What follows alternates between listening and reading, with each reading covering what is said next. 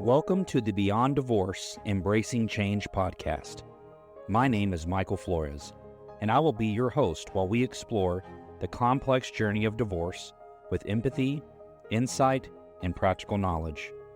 Whether you're contemplating separation, in a divorce, or looking for support post-divorce, our episodes provide expert guidance, stories, and strategies to help you through every step of the process.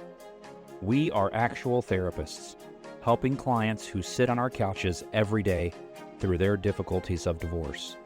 You are not alone. Join us as we delve in and find solutions that give you hope again. We're glad you're here. This podcast is not intended to replace legal or personal help. This podcast is for informational purposes only. Welcome, everyone, to part 2 of the Ation series.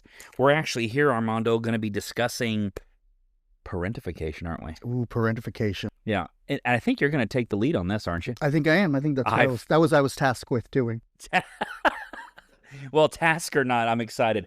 And I know that you and I have, in our therapy journey, have dealt with this multiple times and discussed it, even probably educated some people on what it is and how it's different than the other Asians. So I hope you'll chime in as also and give some feedback. Absolutely. Into that. Okay. Well, thank you. Welcome back, everyone. Please make sure you check us out on all the platforms and podcasts that you can find us on. We're real excited. We're getting some people that are commenting like on YouTube and different places that are just interacting with us so that we can actually be a little bit more helpful specifically. Some of them are just compliments. And I'll tell you that anyone that I've caught or seen or saw me in person, and it helps us know that we're doing something that's helpful. That's exciting. It is exciting. It's really and I exciting. love it. So thank you for doing that, everyone. We appreciate you so much. So where do you want to start with this? Well, so when we talk about parentification, right, that may be something that our listeners don't know what that is. So what is parentification, Michael? When somebody comes in or you hear something, what is parentification? Let's start there. What's the definition? Well, I think what I'll start with is spelling it for people so they know what we're saying. Parent, parentification. And it's when a child assumes the role of a parent. So it's really a parental responsibility that the child is now making their own responsibility. And not on purpose. Typically it's kind of given to them by the parent or by a parent. Sometimes both parents can do that. And so the child assumes a parental role in the relationship.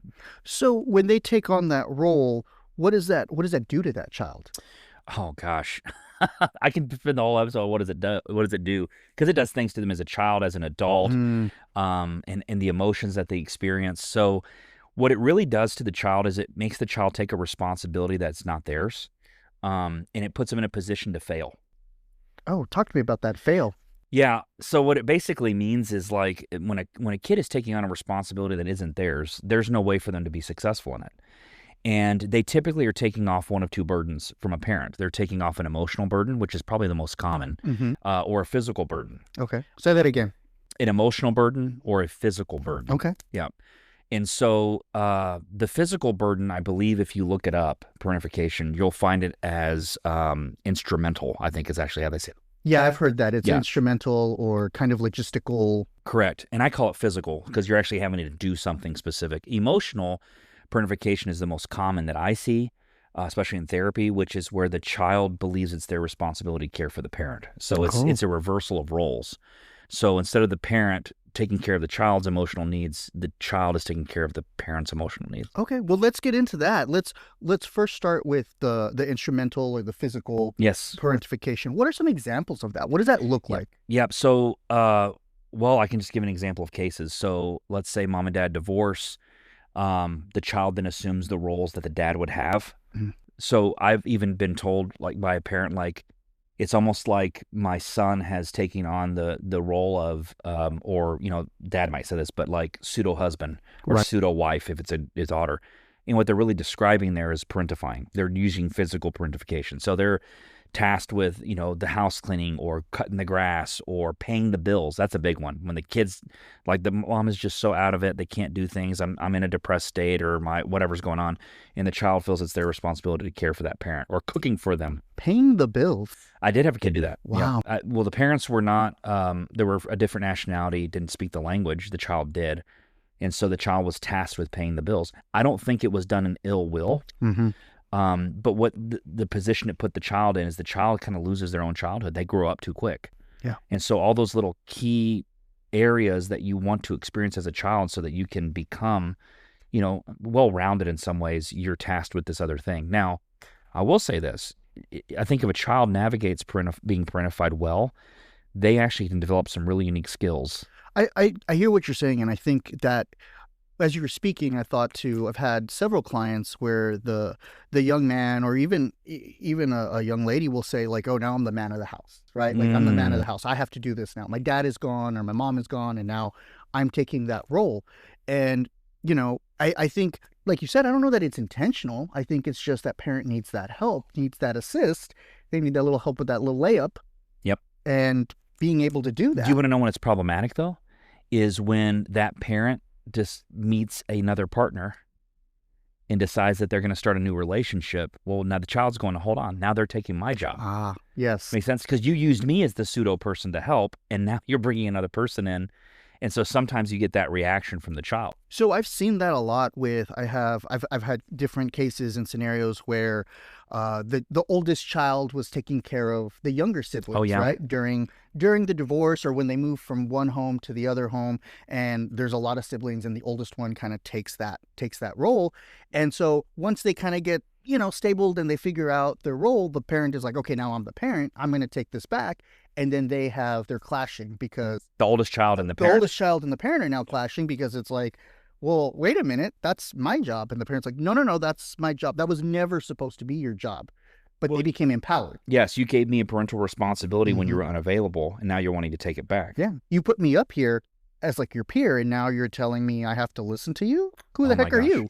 Well, and that's the whole point of parentification is the mixing of those roles, right? Oh, the dynamic. The dynamic mixes. Yeah, because what you just described there is, you're the kid, now you're the head. You're the head child. You're the head elf, right? Right? Like, okay, you're the head honcho while I'm out.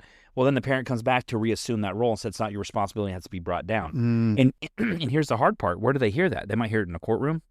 They can hear it in a counseling office.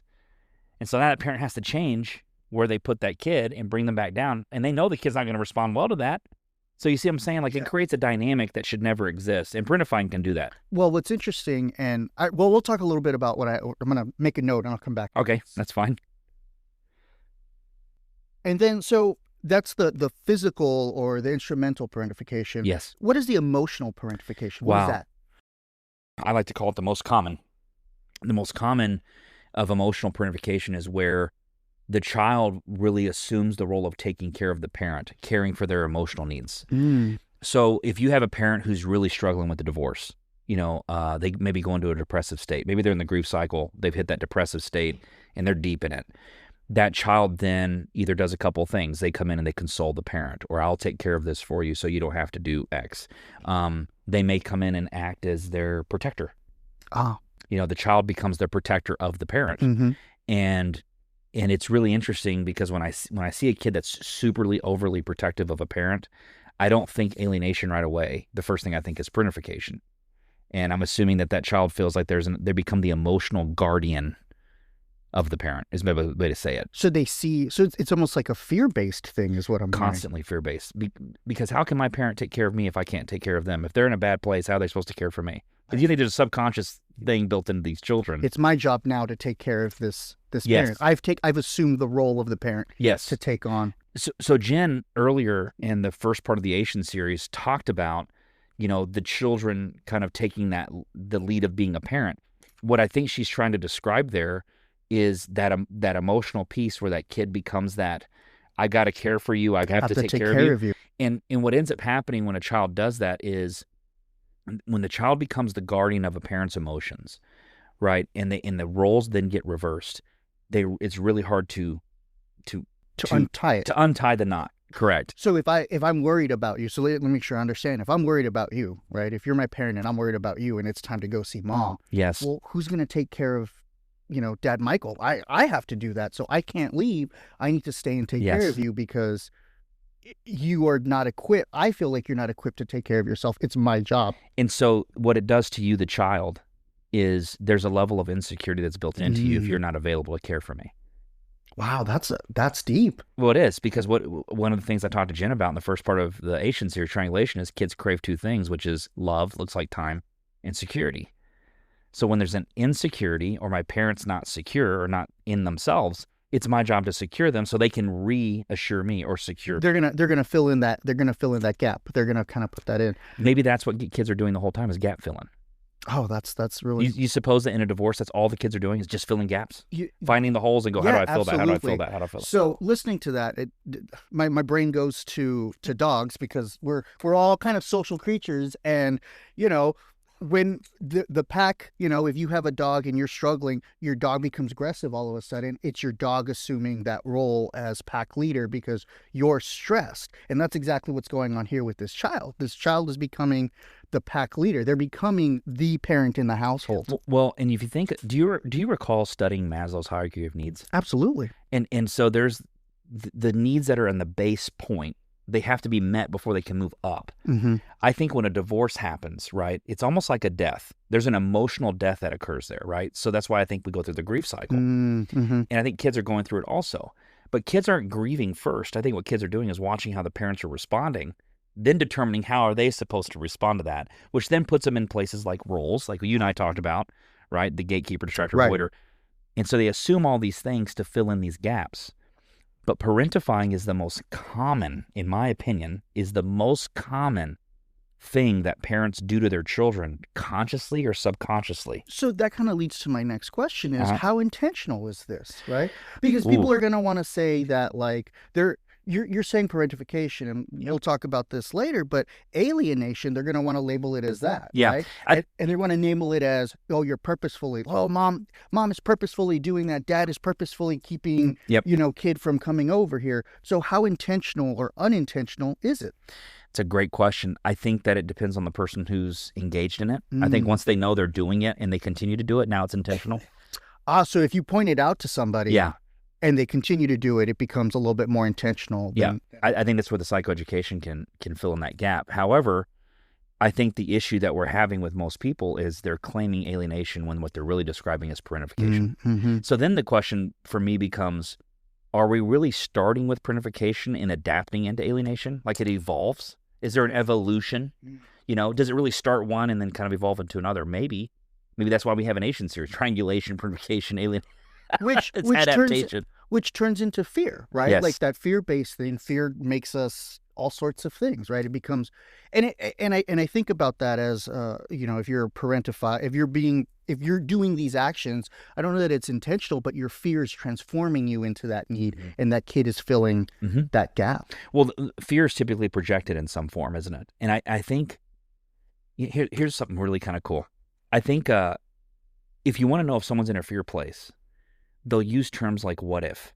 Mm-hmm. You ever notice that? They'll say, well, what if this? And what if that? That's an angst place. That anxiety kind of builds. Is built in, right? Right. We're not talking about anxiety on a no. on a DSM level. No, not an anxiety disorder. I always say angst, right? So yes, anxiety, angst. When the angst is present, or there's fear built in, because those are like cousins, right? You have this what if. You hear the what ifs in their conversations. Someone told me that if you know someone's in a faith place, they say things like even if. Oh, even if. So fear-based is what if, faith-based is even if. Because I love you no matter. Even if. Even if.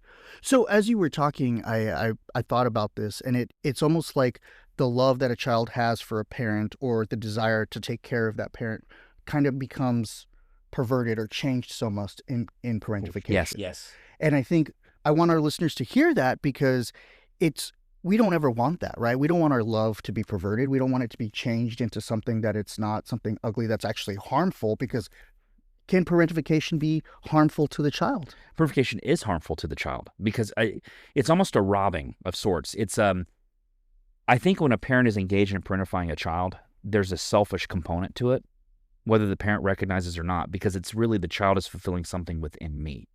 The parent is not opposed to it because they see it as how loving their child is toward them. I think there's an interpretation that the kid and I are close. Oh, wow, yeah. You know, we're like best friends. What do you do when you hear that? When you hear a parent say, "Oh, I'm the child's best friend. I'm best friends with my child." I think I make a face.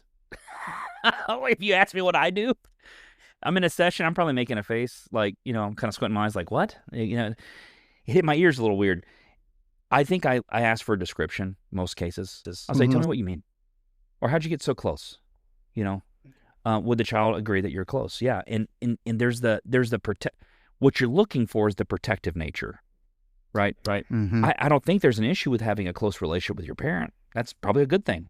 But it's that protective nature that you go, okay, wait a second. If the child is protecting the parent, we're probably engaged in some level of parentification. Make sense? That makes total sense. And that's kind of leads me into what I want to talk about a little bit earlier was, you know, these problems really stem out whenever there's a new partner that comes into the family, right? If I'm parentified and I'm the man of the house, you know, I'm the captain now, right? And somebody else comes in, dad's gone, and now I'm in charge, and this new person comes in, and now there's that conflict between, you know, the new partner and this. What are the new roles? Who are you in my house? This is my house. How are you going to take away the roles that I've created, right, and built so that I can reassure myself and my other parent? Absolutely. Right, because now there's a role that I've played has helped reassure, secure. I know how this works.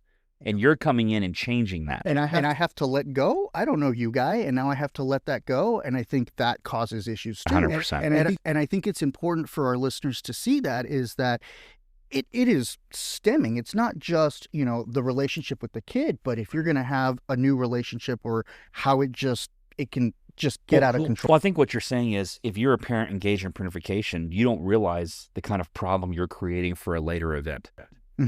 Exactly. You're really building an issue that's going to come up later at some time when your relationships, you know, continue to expand. Like if you're going to go into a dating relationship or a romantic one, you've put your child in this role to take care of you.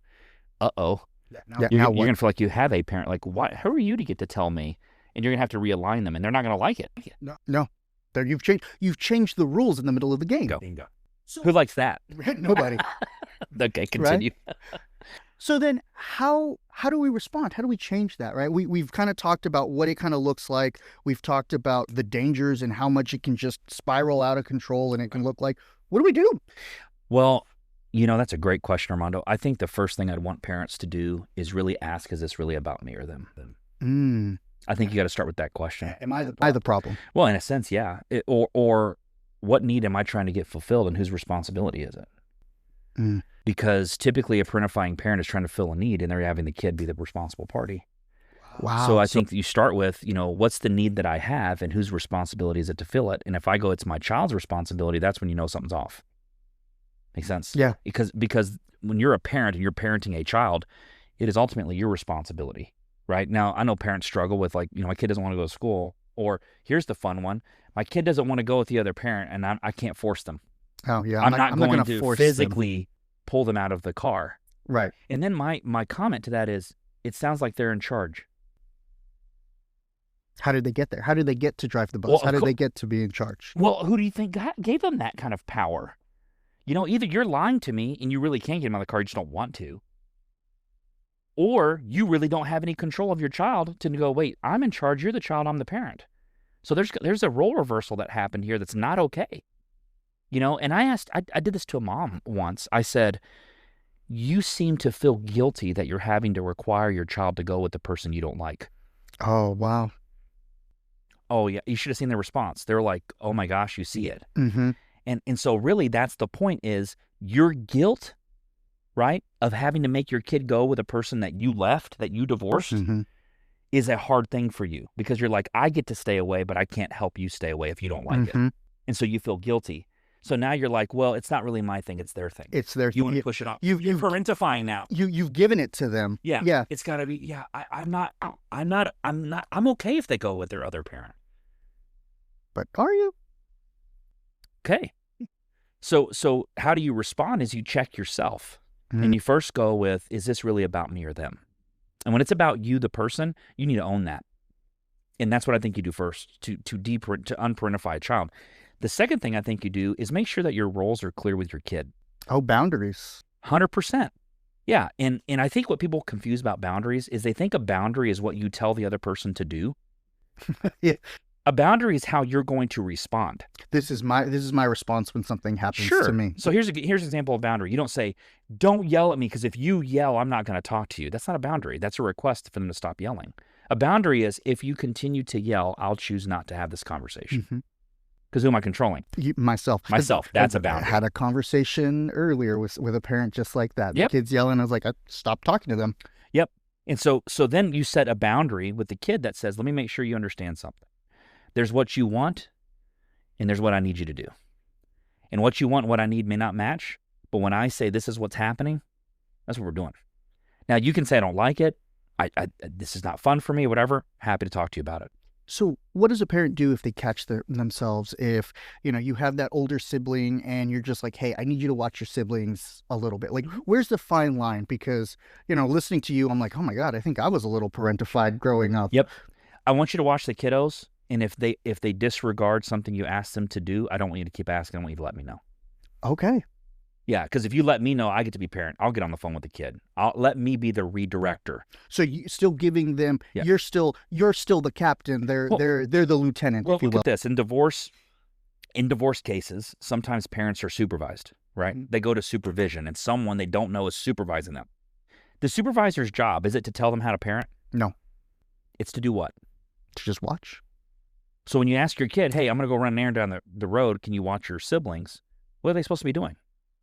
Just watch. Just watch the siblings, making sure everything's good, the house doesn't catch fire, whatever. They're safe, right? Yeah. And the kid says, I'm going to go to my friend's house. Hey, we didn't ask mom, don't go. And the kid goes, well, I'm going anyway. Should they be going, if you go, I'm blah, blah, blah. No, they should say, well, I'll just call mom. Or I'll call dad or whoever, the parent is. And say, hey, I was telling John not to go to his friend's house, but he went anyway. And go, no problem. I'll get in touch with which friend's house he go to. He went to Carla's. Okay, I'll call Carla and I'll get it figured out. Take care of that. Exactly. So you're staying in the role of parent. Just that self-awareness of like, okay, how much power am I giving or not giving to? And you know what's funny is the kids don't want really, and honestly, I don't think they really want that power. And I think Jen even said this in the first part is, kids don't want to have to choose anyway. You know what I mean? In most cases. So a parentified child is almost forced to choose. Mm-hmm.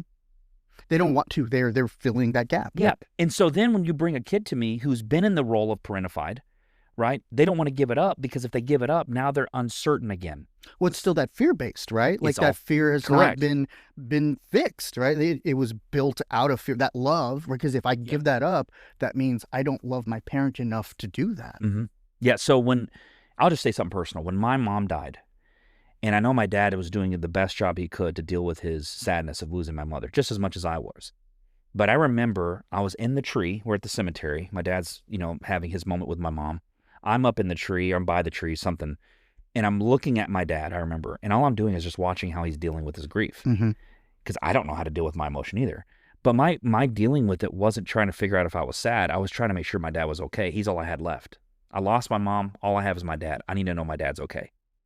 So I wasn't grieving my mom as much as I was going, is my dad okay? Is my dad going to be okay? Did my dad know that at the time? Probably not. No. So what do I want parents to understand is, when you're in a divorce, the first thing kids are asking is, are you okay? They're looking to the parents. They're looking to the parents. Now, so the question that the parents probably ask is, what if we're not okay? It's okay to say, hey, I'm not okay, but I'm okay enough to still be your parent. I'm still going to take care of you, right? 100%. There's got to be a reassurance that I'm still going to care for you. And parents, I think Janan says this, give yourself some slack as a parent. Like, give yourself some grace. Give yourself some grace. Says it. Because parents will hear me say that and say, but Michael, I'm struggling. Why don't you come see us? Yeah. You don't need a court order to come check in and say, man, I'm going through divorce and I'm struggling. My emotions are out of whack. I'm sad. I don't know if I'm grieving. I leak. Crying. I'm leaking, Right. You guys are doing that thing. Yeah, you guys are doing that. They're doing that thing. Yeah. They're kicking in again. No, it's that thing where I want parents to say, hey, look, we're here to help you through it. Armando, not to say personal stuff, but do you think all of us counselors ended up here? I because mean, of our own stuff. again, talking to you, there definitely was some parentification. I'm like, that sounds familiar. little shout out there to. Well, do you suppose that do you think kids have to be in a divorce to be parentified? No, I don't either. See, No. I think that's the deal here is just it's more likely to happen in a divorce. I think maybe not even a divorce, but any kind of massive trauma that occurs in a family. Because if the Ooh. parent's not okay, the kids are going to fill that gap, right? Well, true. With my mother's death, you're right. That was a trauma That for was a me and trauma. my father. Mhm. Yeah. So that's a great point. And I think that's where we have to, as adults, as parents, recognize, okay, are we okay? Like, where am I? What do I need to do to make sure I'm okay? Because remember that kid is going to look to us. Yeah. Is that the check yourself before you wreck yourself? And check yourself. Is my engine light coming on? Like, what are we doing? Engine light's a warning. I just, it's not anything other than, hey, just check in on this. That's it. That's what emotions are, That's right? it. They're your little checkers. Tick, tick, tick, tick. Yeah. So I guess just to kind of recap, to kind of look at everything that we've talked about, parentification, it is just that kid taking on that role, that responsibility, whether that be physical or instrumental or emotional. Yes, sir. That's correct. What did I miss? Did I miss anything on that? No. I think there's two roles. There's two types of parentification. Oh, the one thing we need to say though is you can do both. Oh, yes. Yeah, like you can be in the instrumental stage and the emotional stage at the same time. Definitely. But it's more likely the emotional is what's occurring. I think emotional is more common than the instrumental. I think the emotional, there's a bigger potential for damage to the child, right? Oh, wow. I think if I'm listening to you, I think that's what I'm hearing. Well, yes. So, okay. And then just making sure we check ourselves to make sure, are we doing that? Yes. And is my fear, is that spilling over onto that child? 100%. I think you start with, is this mine or theirs? I mean, that's the question. Is this mine or theirs? If it's yours, who owns that? Yeah. Make sense? So what's interesting is I've asked parents before, is like, does your child think it's their job to protect you? Like, are they in charge of policing your emotions? What do you get from that? Well, at first they'll say, of course not, no. And then as the sessions go on, I'll ask back and the parent will be like, well, you asked me that question and I'm a little worried that they think that. So they probably want to know how to correct it. And that's where we had that conversation about, then you need to let them know, like, hey, baby, I got this. I don't. Let me say this for parents real quick before we wrap up. When your child is engaged in parentification with you, the parent, it feels really good. Because they're meeting your need. They're taking care of that. They're filling a gap that you have within yourself. And if you allow it to stay that way, you are robbing the child of their childhood. Say that again. If you allow it to stay that way, you are robbing the child of their childhood. Does it make sense? Yeah, it makes total sense. I don't believe that most people that are engaged in parentification do it intentionally to harm. They're doing it to fill a hole because it feels good, but it doesn't mean it is. Which, again, I think that goes back to making sure that we check ourselves and making sure, are we okay? What do we need to do to be okay? So we're not relying on our children to do that. And when we're not okay, not giving it to our kid. Yeah. You can bring it to us. Well, here's a question. What if they can't afford counseling? I mean, there are plenty of opportunities. There's church groups, there's organizations, there's lots of things out there to kind of help process that grief or that trauma or that fear. Here's what I'll tell you. I've never in life found something that's not available to you when you need help. And if it's not available, create it. I like that. If it doesn't exist, build it. Make it. Yeah. You know what I mean? Don't excuse yourself from it. Right? That's easy. Everybody can do that. Yeah. Yeah. Do something. Right? So I'll tell you what's really amazing. I teach this to people is when you're really going through a rough time. So for those parents that are going through a rough time and maybe not realizing they might be parentifying their kids through the result, is if you actually spend some time with gratitude, you change your brain, right? So like, I wish parents would spend more time being thankful for what they're thankful for. I may not like that our marriage split up. I may not like being a single parent, or I may not like the struggles with money or whatever else you're dealing with. But I'm really thankful that I have my kid. No, I love that. Yeah, because I've done it with parents. I put them in the room together and I said, "Hey, I know you may not like so and so, but without them, you don't have this kid." Yeah. No, and I mean, I always like to flip the script and say, what is fertilizer? It's just crap. And what's the biggest? Yeah, what's the? And we pour it on stuff, and it makes things bigger and stronger, and it grows. And I think that's, I don't know, but I agree with you. If we reframe things and we think about things a little bit different, it does change our outlook and our mentality. And maybe that's the last part of that is the task is be willing to reframe it. Be willing to reframe it. Be willing, reframe it. Be willing to reframe it. So. Wow. Anything else? No, I think that's pretty good. So where can they follow us, Michael? Well, Instagram, Facebook. Instagram, Brighter Possibilities Family Counseling. Facebook, I believe it's Brighter Possibilities FC. If I maybe got those backwards. If I got them backwards, it's Brighter Possibilities FC. Instagram, Brighter Possibilities Family Counseling. Facebook, that's accurate. And also the podcast, all YouTube, Spotify, Apple Podcast. Go check us out. We can't wait to hear from you. We love doing the Ation series. It's such a big deal because it's more than just alienation. It is. And send questions. If anybody has any questions or we kind of picked your interest, please comment. You want a question, don't you? I'm always ready for a question. I'm better at asking questions than I am. Send us a question. We'd love it. Thank you for being here, everyone, and keep moving forward.